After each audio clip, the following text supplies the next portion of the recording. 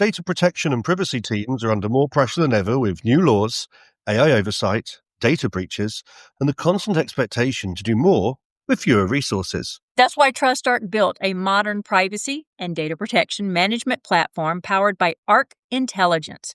It unifies your tools, automates the work that slows you down, and surfaces what matters most right when you need it. From guided quick actions to our intelligent assistant, Ask Arc, you get credible, contextual answers backed by expert research, not generic AI guesses. Finally, privacy that works the way privacy pros work. Learn how TrustArc helps teams move faster with confidence at trustarc.com/serious-privacy.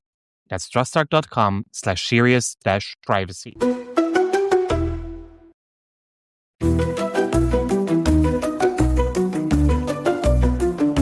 You're listening to Serious Privacy, powered by TrustArc. Here are your hosts, Paul Breitbart, Ralph O'Brien, and Dr. Kay Royal. With the Super Bowl just behind us, it is time to take another look at what is happening in the US. But before we do that, maybe also take a look at what is happening in Europe. From British direct marketing advice generators to discussions on age assurance and the World Anti-Doping Code. Yes, you heard that right. We are talking sports this episode. The World Anti-Doping Code to the formal death of e-privacy. That is all you will hear about in this episode. My name is Paul Breitbart. My name is Ralph O'Brien. And I'm Kay Royal, so you are welcome to Serious Privacy. Paul called me out on that, and he could have been right. That could have been an what do you call it, a subconscious realization of me going last, that it gets to be serious privacy rather than privacy. And he's probably right. I didn't think about it consciously. So, okay, unexpected question. This one seems a lot like what we've seen before, so I'll throw it out there. But if y'all don't like it, I will. Oh, no. Let's go with this one. My eyeballs landed on this one.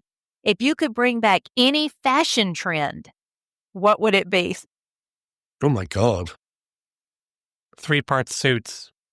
Oh, nice. What do you mean bring back? That's what I wear anyway. Gotta say, Paul, he's the dapper guy it's all the time. It's about a fashion trend, Ralph. When you wear it, it is not necessarily a fashion trend. I'm not saying that it is a wrong fashion statement. I like it on you, but I don't see enough people wearing 3-piece suits. Well, that's what I was trying to say. Okay, so what would you bring back? I like that. Ralph is always dapper anyway, so that was the first thing that came to mind, but I like that. Bring back 3-part suits for Paul. And hats. I think not enough. Yes. I'm wearing hats. People wear hats. Not enough people wear hats. Hats, glove, cane, I think, ever since COVID, I mean, even myself, I would never have been kind of caught dead, like in a work environment, not wearing a suit, a shirt and tie. And now I'm kind of, ever since COVID, I very rarely, when I'm delivering from the house, certainly, not in shirt and trousers. So they're lucky we're not in jammies. Well, exactly. So yeah, to me, I like the opportunity to dress up. And funnily enough, I actually met a few people in London for drinks last year. And during the summer, and Steph Elliott, the guy he walked past me 4 times because he'd never seen me not in a suit. Yeah. I can believe that. I think from my side, I would look at, you think of the fashions through the decades. I love the 50s glamorized housewife look with either the big skirts or the little pencil skirts, which pencil skirts are kind of in, but not as a standard trim. It's just kind of a preference. 40s, but I love 50s rockabilly. Kind of thing. I love that. And I've actually thought about not competing in pageants, but competing in 50s pinup girl competitions. But apparently I don't have enough tattoos. It really is. I have no tattoos. It really is the rockabilly trend with that, which, the girls look really tough, but really feminine at the same time. And I think I could hit the feminine. I'm not sure I could hit the really tough. But I have a tattoo planned out. There's a guy online. He's called Mr. Reversible or Upside Down Guy, something. He writes 2 words where you turn it one way, it's one word, and you flip it upside down, it's another. And I turned in my daughter's names, Karis and Daslin, and he created the upside down flippable anagram with their names. So all 3 of us are going to get it tattooed on us.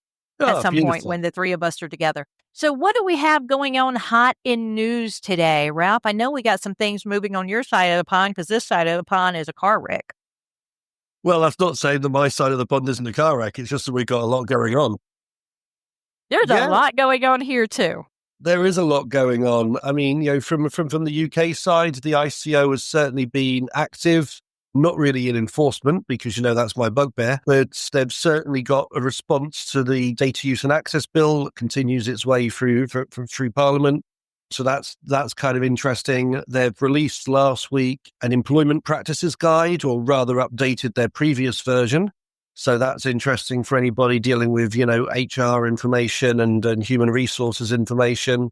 Again, not new law exactly, but certainly their guidance about what they would expect to see you do.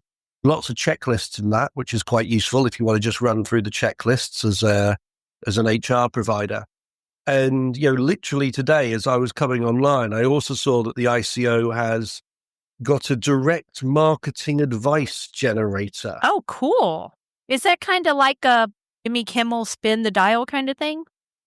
Well, no, it's more of a sort of a wizard, so you kind of click start and then you kind of click, am I marketing electronically or manually?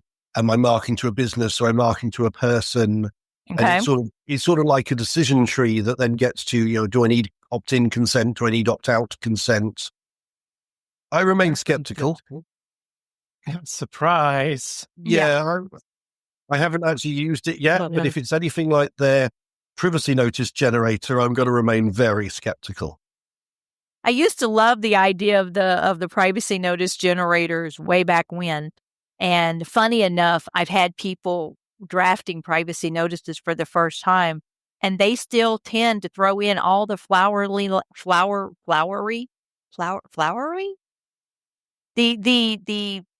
puff Legals. language. Yeah. The not the legalese, but the puff stuff that, oh my gosh, we protect nothing more than we protect your data. No, we your take the privacy is utmost important care to to make us. sure. Well, that one's not puff, but it's an empty statement. In many situations, it is. Yeah. It's an empty. Why bother saying that? I mean, you either take their privacy seriously or you don't. Well, the privacy notice to me is actually about being transparent about what you're taking and using. So it's more like a privacy invasion statement than a privacy notice. Yes, agreed. And so when you start it, your privacy is important to us. I think it just sort of sets you off on the wrong foot. I feel like an Englishman has just said, with all due respect, like, you know what's coming next. Right. Well, and it's interesting because with these notices, one of the things that I picked up from IAPP a couple of years ago, the European regulators were stating that they really like to see what data is used for what purpose and you do what with. So they don't like the broken out part. We collect these data elements, done. We collect data on these data subjects, but you don't know which data elements to which data subject. And we collect it for these purposes, which are not tied to the data subjects or the data elements, and this legal basis, which are not tied to any of the above. They kind of divorce the sections from each other. And Europe, every regulator that year was saying they really want to see the logic behind data elements from what people, for what purpose, for what legal basis tied together. So I started writing our privacy notices that way. California is different. California says, no, you need one section on this, and you need one section on this, and you need one section on this. So it's not even, most of what they require are very, very similar. But California wants it presented in one way, and Europe wants it presented in another. And let's be fair, people, those are the two things driving our privacy notices, right? Because California has had a requirement for a privacy notice. They call it a privacy policy for many, many years before the CCPA went into effect. And so those two drive companies' privacy notices unless there's a unique local law that applies. So I think it's interesting. It's not just what's included in the privacy notice, but it's also about how you state it. Do they have to scroll through 20 pages of notes to get to the bottom of it? Do you have it expandable? Is it in English that's easy enough to understand, especially, when you should be aiming for a 5th grade reading level? Because sometimes English isn't their first language if that's the language you're presenting it in. Or you have to translate it to another language, which there's a career field that is translating privacy notices because privacy and handling data is so closely related to culture that you have to put it have someone that specializes in it because a one-to-one translation doesn't come across the same. Yeah. In fact, one of the things I used to do when my kids were younger is when my kids were about 10, I used to get them to proofread my fair processing statements. Nice. Because I figured if a 10-year-old could read it and understand it, then you know. Yeah, and that's the 5th grade reading level. Yes. Exactly. So, although your kids were probably way ages. above, your kids were probably way above a 5th grade reading level. Well, because I made them read fair processing statements. They're like, sorry, Dad, I have to go to law school first. I'll be back. So, yeah, I mean, quite a lot of news here, coming out of the ICO, new employment guide, new direct marketing advice generator, responses AGs and access bill. But I think what's more interesting than all of that is the UK's response to the AI summit. Yes. In which case, because I find myself in the UK kind of caught between Europe and the US, right? Kinda. That was your country's deliberate choice, right? Yeah, right. True. Not yours, we know, but yeah. And so we had the AI summit in Paris, and Last the AI week? summit in Paris made some, made some statements, and they said, yes, our countries are going to throw a lot in behind those statements about making AI sustainable from an energy point of view, making it safe and making it, something that's going to be user friendly and for the good of humankind. And both the US and the UK felt they couldn't sign it because it wasn't in their economic advantage. So rather than throw our lot in with Europe this time, the UK has chosen to throw their lot in with America and to sign AI tools that are obviously dangerous and unsustainable, presumably. And may soon be subject to the will of Elon Musk, if news reports about hostile takeovers are to be believed. Oh, of OpenAI, yes, indeed. 100 billion, wasn't it? 100 billion? Something like that. And I mean, you saw how quickly he can wreck a software company.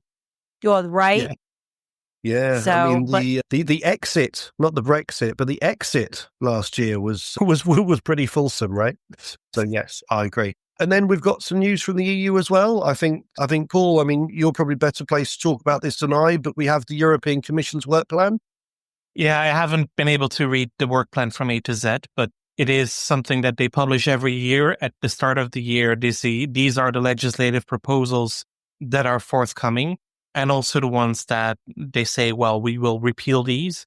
And again, surprise, surprise. But finally, the e-privacy regulation proposal has been declared dead.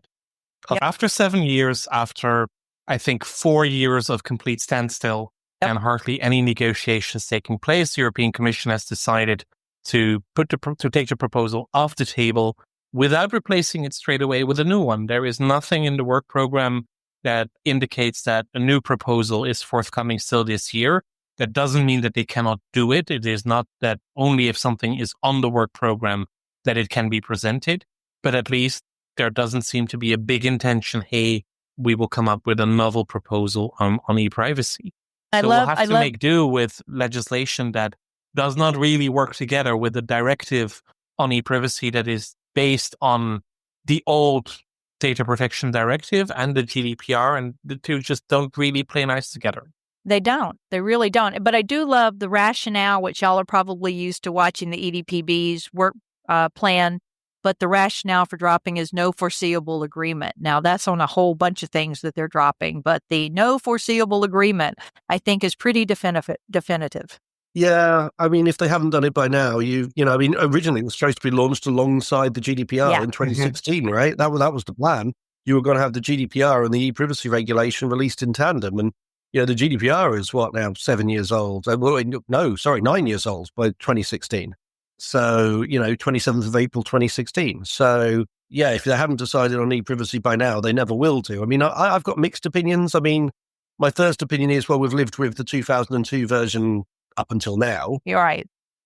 But the 2002 version does give us a lack of harmony across Europe, Yeah. And I say that as someone who's left the EU, but, we're still, and as Paul was saying, it was written with the 95 directive in mind, not the GDPR in mind. So no, we absolutely need new e-privacy legislation, also because e-privacy is not just about data protection, right? This is about our communication secret. Yeah. It is a different fundamental right that it is protecting. It is not about personal data processing. It is about the freedom of communications in the digital age. And that has developed so much since 2002. I mean, 2002, I was starting university when I was living in France in 2003, personal computers were not a thing among the student community. We had No. computer labs in the university building that were only open a few hours a day. And we had an internet cafe on campus with 5 internet connected computers for all of the campus. So digital communications have significantly changed since 2002, and e-privacy really is due for an update. I couldn't agree more. I'm looking forward to see what's coming there, but it could very well be 2026 or 2027 before we see new proposals. What's also not there, what was expected, is proposals for AI liability and also for the Digital Fairness Act, neither of which I could find in the documentation, and both of which were expected to be released this year. Again, that it is not in the work program doesn't mean it cannot happen, but it also means it is not a priority for this European Commission. So we will have to see. Is that the one for adapting non-contractual civil liability rules to artificial intelligence? Yeah, I've also dropped and said no for foreseeable agreement. Yeah, I've got it down as no foreseeable agreement, the AI liability. It's about 3 lines below the e-privacy one. Yeah, but also there, a new proposal was expected to be put on the table. And because they talk about AI liability in the assignment letters for the commissioners or the overall commission work program for the 5-year term that was presented in November, AI liability was referenced there. And apparently also here, no new proposals in the foreseeable future. Now, would they normally, if they were going to propose an alternate arrangement, would their work plan over on the far side with the reasons for withdrawal, would it reference new proposal expected or something like that? Or would they simply list it as a different line item and start a new one? No, they would probably not include it in the overview of repeal proposals. Then it would be in the work program itself, listed as a priority or at least something that would be on the horizon. And we'll make sure that we give y'all links to these work plans. I'm supposed to start trying to take notes while we talk, so I remember to do that. And I can't take notes and think and talk and laugh all at the same time. I can barely get my microphone and headphones to work anymore. So yeah, we can confirm that is true. They can confirm that is true. Absolutely. There's a few other things. Yeah, the other thing coming out of the EU is the results of the meeting of the European Data Protection Board that took place on the 12th of February, so the day that we are recording. It doesn't look like it was a massive meeting, but the EDPB has decided to create a task force on enforcement for artificial intelligence. Nice. They will give new recommendations to the World Anti-Doping Agency for their 2027 update to the anti-doping code. I must say that is a never-ending story. These conversations have been going on for decades with WADA about making the anti-doping checks more privacy friendly, and it just doesn't seem to happen because this is all about the big whereabouts system, right? Any professional sports player that is subject to doping rules needs to indicate for every single moment of the day where they can be found for out of competition or unexpected doping tests. Oh, so 24/7, you need to indicate where you are so that you can be found for a check. And that can mean that if you are going on a cruise to Alaska, then you need to provide the itinerary of your cruise. And it can be that if you off board at the first port of call in Alaska, that there is somebody to do a doping test for you.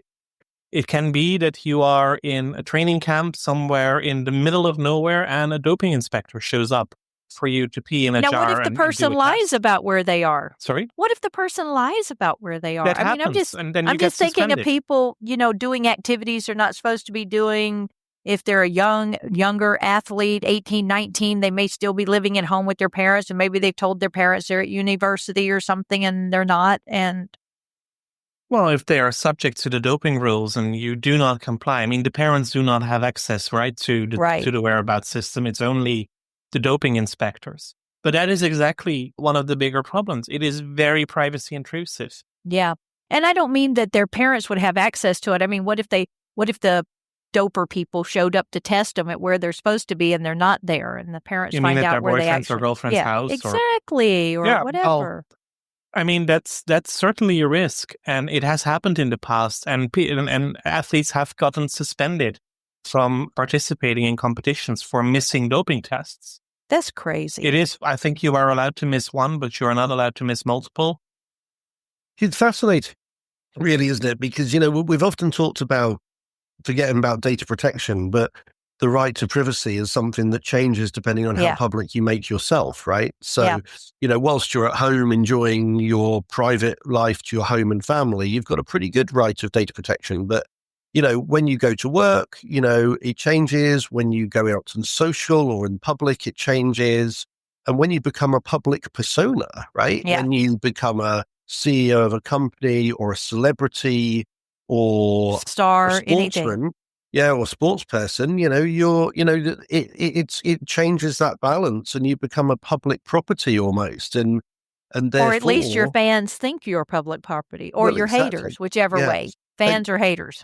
And what I find actually most interesting is a lot of the court cases we see about sort of data protection and privacy are taken out by those celebrities who are fighting for their privacy. I'm talking like the Cliff Richard case here in the UK, Meghan Markle and Prince Harry.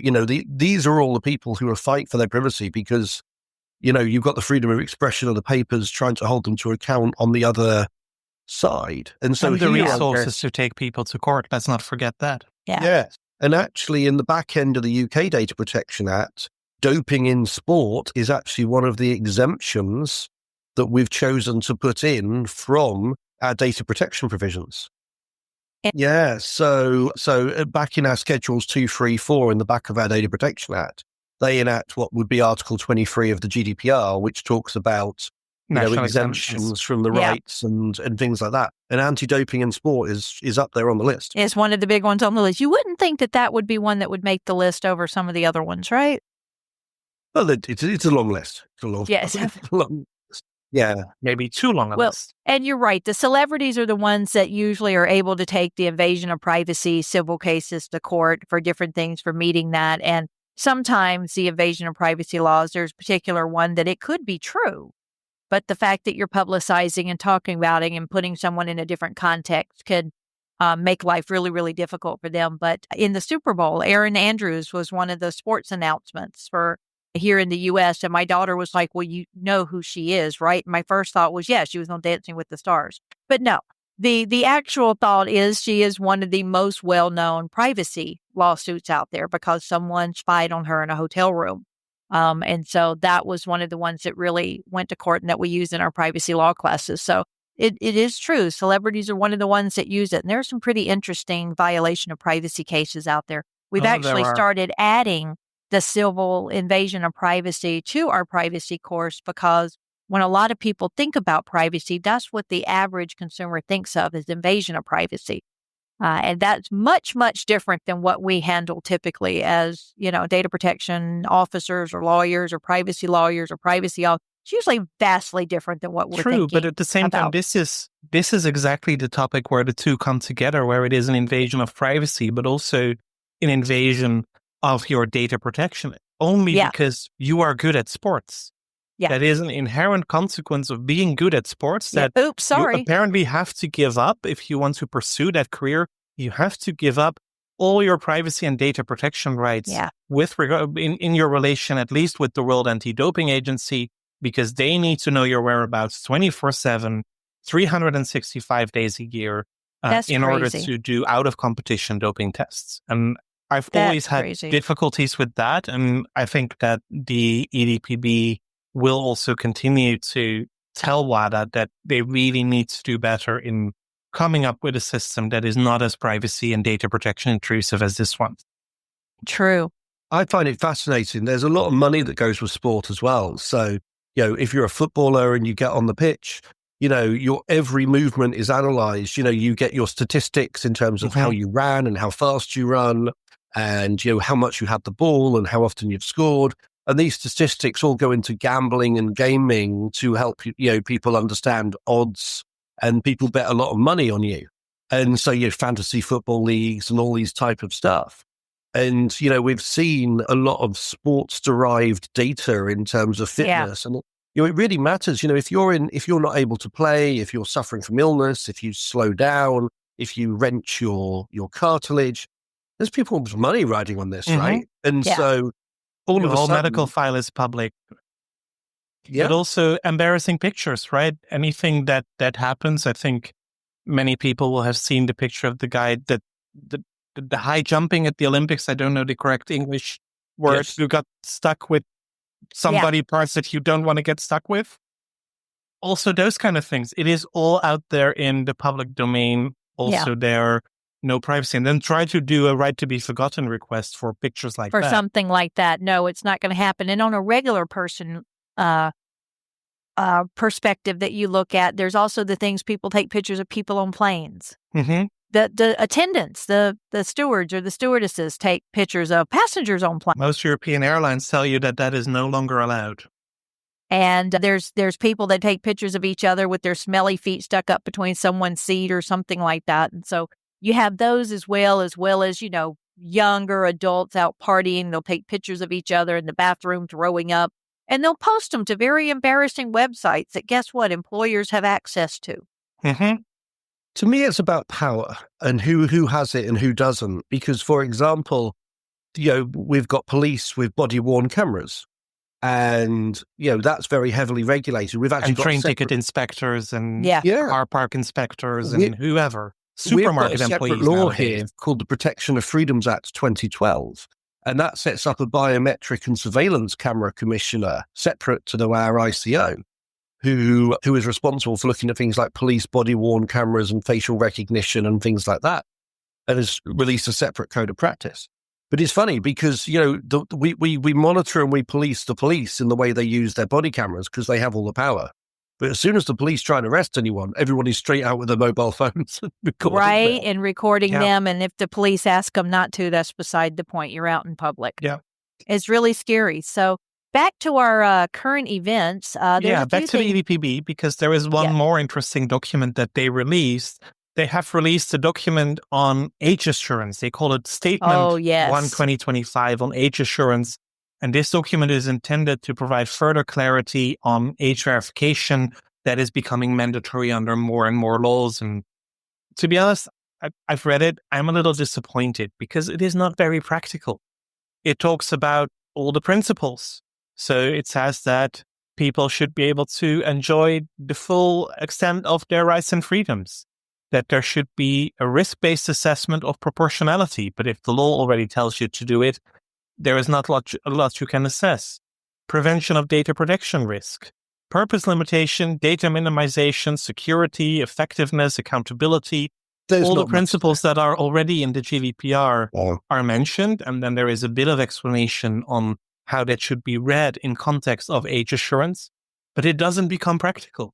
It doesn't explain how you can ensure that you effectively verify the age of a minor, whether a private company should have access or could have access or may have access to government-issued ID cards in such a situation, if age verification is prescribed by law.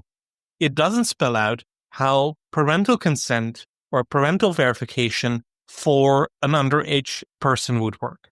The whole parent-child situation isn't even addressed in the document. With all due respect to the EDPB, it seems to me just like it's a restatement of the current principles paraphrased, right? Yeah, it's too high level.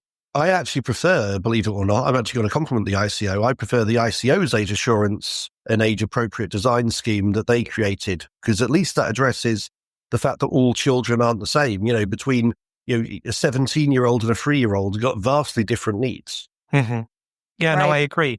What I do like, because it's not all bad, let's also be clear about that, they do spell out, and I think that is important for a lot of organizations, that a natural person required to verify their age to access adult content, for example, would not expect the service provider to use age assurance to also determine their identity or precise geographical location, or to monitor, evaluate, or infer personal aspects of their identity. With other words, very strict purpose limitation when it comes to age assurance. I think that cannot be stressed enough. especially in light of the marketing discussion we had before. They also say that there should be viable alternatives to prove age to users who cannot or do not wish to use a specific method of age assurance. But given that they do not explain what they consider to be acceptable, they do not explain what could be acceptable implementations of age assurance, I think that is a very difficult one. For supervisory authorities, I think this works fine. And we know that these statements are mainly for the regulators themselves to explain this is how we look at things. But from a commercial perspective, age assurance is a topic that I'm regularly discussing with colleagues. And I was excited when this was on their work program. I thought, well, we finally get some clarity on how to do this. I don't have clarity. I mean, the principles I already knew, but any recommendation, hey, this is a good way of working, this is the best practice, that is really what I had hoped for. And that's why I'm disappointed. Yeah, it's not the first time we've been disappointed by guidance they put out, right? By many organizations who put out guidance, yeah. Exactly. This is not limited to one authority. No, absolutely not. And I was pulling up Utah's age verification laws, as they have as well. They call it the social media regulation law, about you have to accurately verify the ages of social media users, obtain parental consent from minors, provide written confirmation of the age verification method and its results within 72 hours, and suspend any social media account belonging to a minor until a parental consent is obtained. And I believe for this parental consent, it was anyone under 18.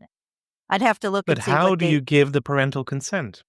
And how do you know the relation between the parent and the child? The way parental consent is given under COPPA, under the FTC, is not legit. It really isn't.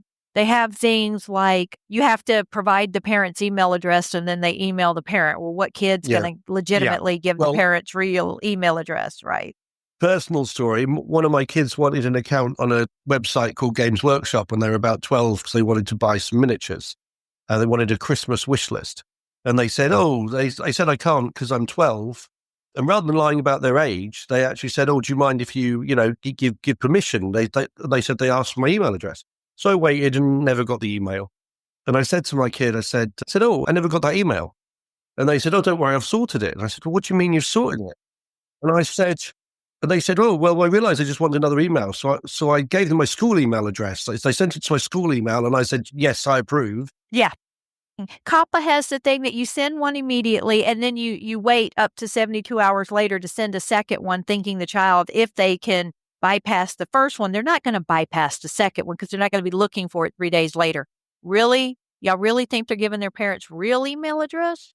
And then what if grandparents sign them up or their aunt or their uncle gives consent or they have them after school or whatever? It's absolutely bonkers the way they run these things. And different technologies have turned in proposals to the FTC for using their age verification technique. But it reminds me of one that went really, really bad years ago. Y'all might remember them. The age verification, you had to see the child topless because that was the only way they could verify that they weren't an adult. And I'm like, oh, please, God, no, don't tell me someone was that stupid. But this is how we would People verify their children. Yes, they were that stupid. I'll see if I can't find that story and post it too. So what else y'all got on that side of the pond? I know we had a little bit in India. I wouldn't call that this side of the pond, to be honest. There's another big pond in between. But it's on the other side of the world from me, so... Fair enough, but also for us, I have not monitored India lately, so I have no idea what you were talking about. It's the other half of the world from you as well. I think it's just a small story that they're proceeding with their data protection. Digital Personal Data Protection Act rules are now open for public consultation until February 18th. So when we publish this, y'all have a few more days to get some comments on that. The new requirements or data breach When we publish this, it will be February 26th. So. Am I a week behind? I guess. We're actually in advance, aren't we? 2 weeks advance at the moment. Yeah. Look at us being organized. Let's see if we're on record one day and publish that afternoon by the end of the season. Have we decided which pond it's across, by the way, on all ponds called the American pond now? Right? Oh, shush. Shush. We'll change the history book so it will always have been America's Gulf or whatever it is. Well, it's that's how. really interesting because you sign into Google Maps at the moment. If you sign in from the US, it says Gulf of America. America. If you sign in from Mexico, it says Gulf of Mexico. Yep. If you sign in from the UK, It says says both. Gulf of Mexico, brackets, Gulf of America. Yeah. Well, I guess that's an interesting way of dealing with it. And we can't be the only body of water that has multiple names depending on what country you are. I have not researched that. We might very well be. But So has regardless, Washington, D.C. already been rebranded to Trump, D.C.? I don't think so, but I did hear that there is legitimately, I looked it up, there is a bill proposed for the U.S. to open negotiations to buy Greenland and rename it the Red, White, and Blue Land. Well, it's an at actual least bill. I looked it up. I verified it. You can't blame our administration for what the senators and the representatives do. But yes, that bill was submitted.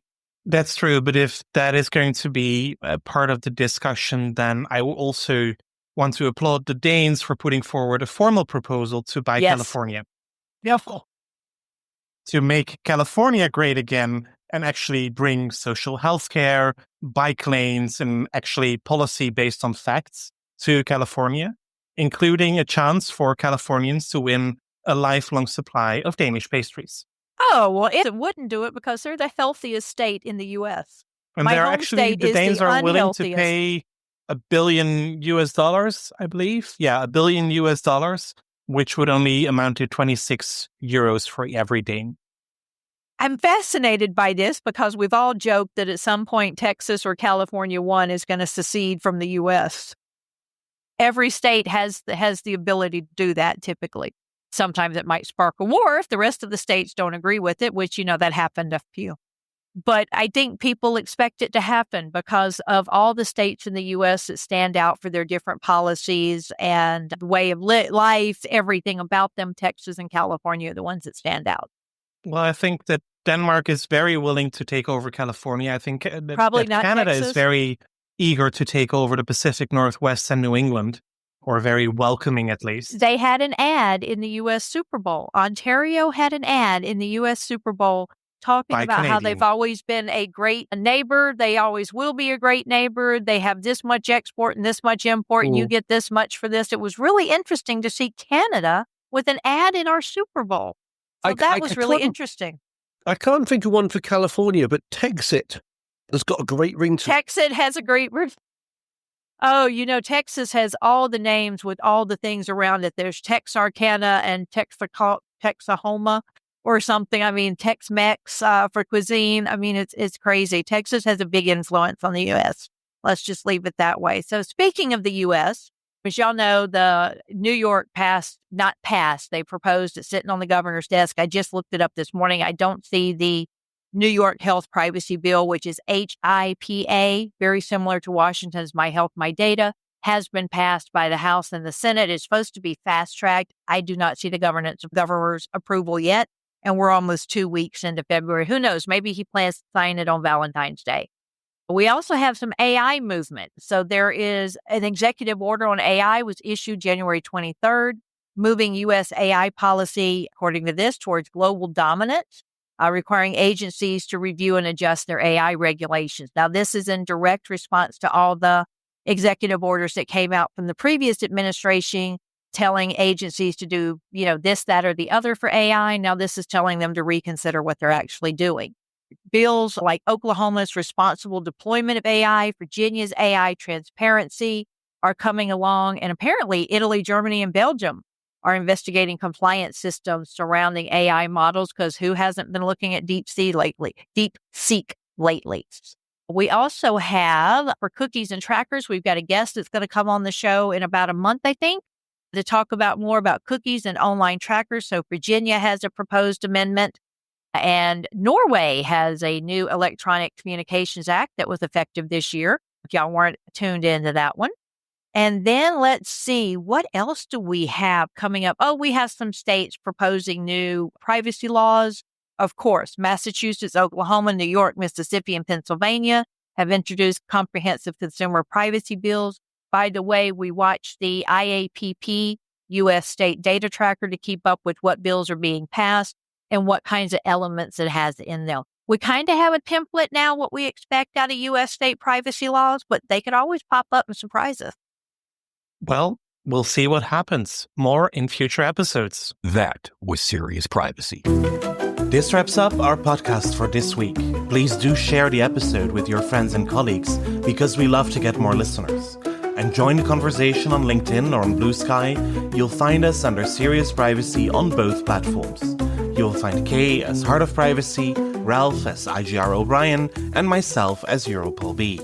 Until next week, goodbye. Goodbye. Bye, y'all.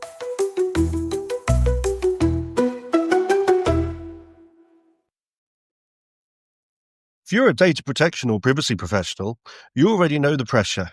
Non-stop regulatory change, AI oversight, internal demands, and the expectation to somehow stay ahead of it all.